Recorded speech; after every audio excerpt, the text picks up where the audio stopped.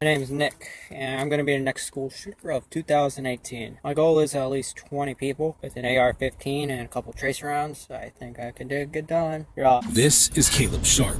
On September 13th, 2017, Caleb Sharp brought several weapons to Freeman High School and started shooting at his classmates.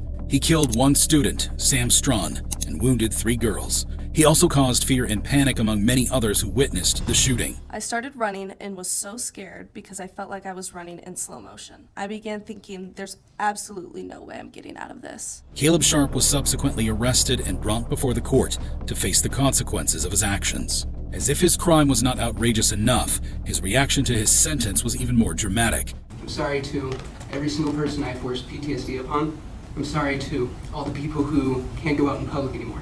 The mother of the late student, Amy Strawn, was in attendance with her daughter, Emily, and she and Sharp's other victims had some things to say to the killer of her child. As I lay there, I watched him walk by me with the most emotionless face I've ever seen, shooting at my classmates as they ran in fear of their lives into classrooms.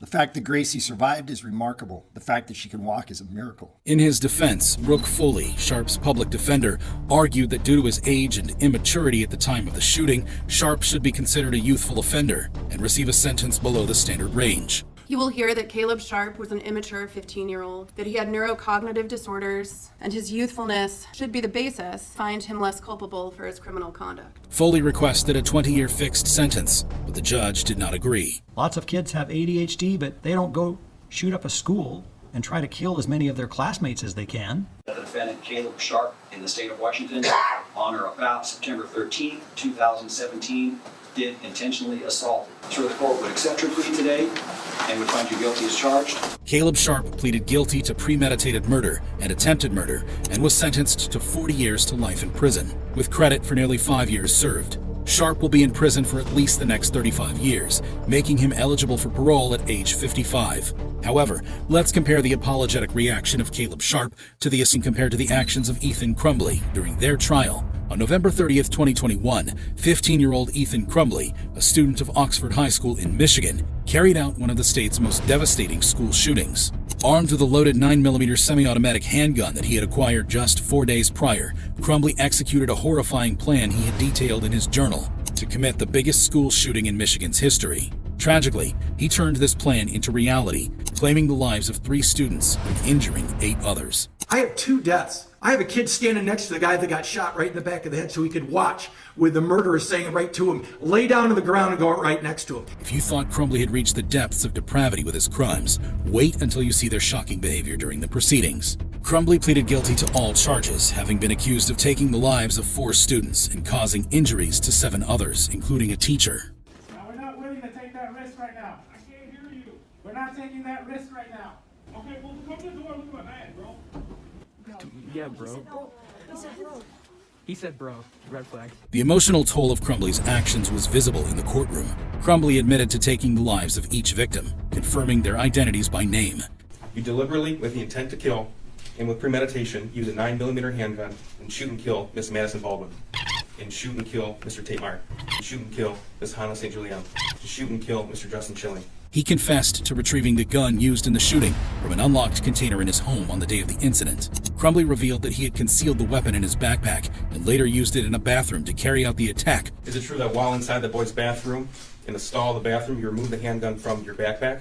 Yes. Is it true that you ensured that the handgun was loaded? Yes. Is it true that you exited the bathroom approximately 12:51 p.m. on November the 30th, 2021? Yes. Is it true that when you exited the bathroom, you began shooting at students and staff members of the Oxford High School?